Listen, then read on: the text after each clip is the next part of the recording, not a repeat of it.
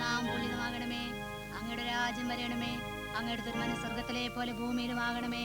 അന്നു വേണ്ട ആഹാരം എന്നും ഞങ്ങൾക്ക് നൽകണമേ. ഞങ്ങളുടെ കടക്കാരോട് ഞങ്ങൾ ക്ഷമിക്കുന്ന പോലെ ഞങ്ങളുടെ കടങ്ങൾ ഞങ്ങളോട് ക്ഷമിക്കണമേ. പ്രലോഭനങ്ങളിൽ ഞങ്ങളെ ഉൾപ്പെടുത്തരുതേ, തിന്മകളിൽ നിന്ന് ഞങ്ങളെ രക്ഷിക്കണമേ.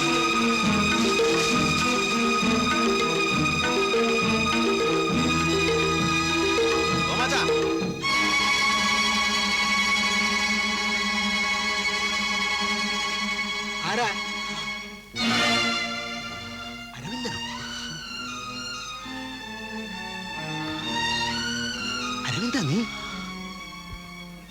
പോലീസ് എല്ലാം ഞാൻ പറയാം. എനിക്ക് കുടിക്കാൻ കുറച്ച് വെള്ളം വേണം.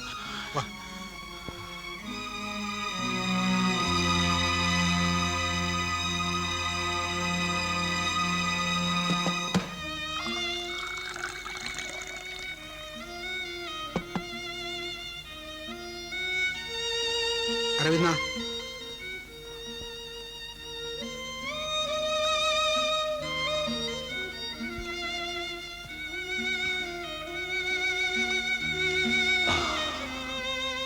പോലീസ് എന്റെ പിന്നാലെ തന്നെ ഉണ്ട്.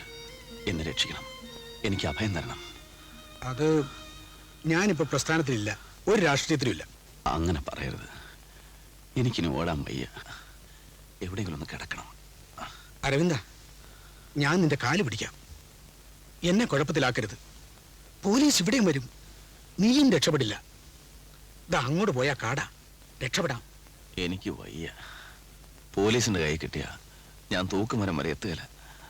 അവരെന്നെ കൊന്ന കാട്ടിലെറിയും. അരവിന്ദ, ഞാൻ പറയാനുള്ളത് പറഞ്ഞു.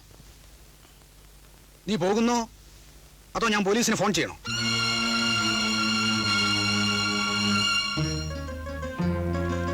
അതാണ് വിപ്ലവം. രക്തരൂക്ഷിതമായ ആ വിപ്ലവത്തിന്റെ അന്ത്യത്തിൽ ഫിഡൽ കാസ്ട്രോ ക്യൂബയുടെ ഭരണാധികാരിയായി. എന്നാൽ അധികാരത്തിന്റെ അപ്പക്കഷ്ണം നുണയാൻ നിൽക്കാതെ ചെഗുവരെ തന്റെ തോക്കുമെടുത്ത് മോചനമില്ലാതെ കിടന്ന മറ്റ് ലാറ്റിൻ അമേരിക്കൻ കാടുകളിലേക്ക് നീങ്ങി.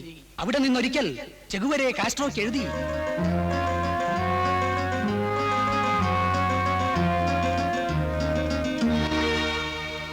കുഞ്ഞെ,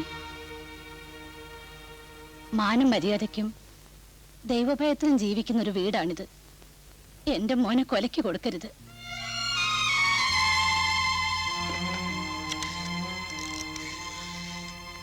വേണ്ട, ജീവിച്ചിരിക്കണമെന്ന് എനിക്ക് ആഗ്രഹമുണ്ട്. നിന്നെ പോലെയുള്ളവരുടെ തനിനിറം പുറത്തു കൊണ്ടുവരാൻ. ശേഷി എവിടെ ഉണ്ട്?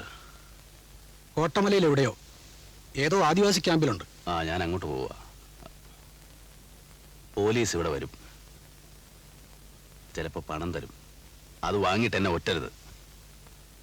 കേസൊന്നുമില്ലേലും പണത്തിന് ബുദ്ധിമുട്ടൊന്നുമില്ലല്ലോ. പഴയ തീസീസും തിയറിയും ഒന്നും പാഴായി പോവില്ല. ബൂർഷ്വാ പത്രത്തിൽ ലേഖനം എഴുതാം, ഓർമ്മക്കുറിപ്പുകൾ എഴുതാം. പെറ്റി ബൂർഷ്വകൾ കക്കൂസിലിരുന്ന് വിപ്ലവം വായിച്ച് രസിക്കട്ടെ.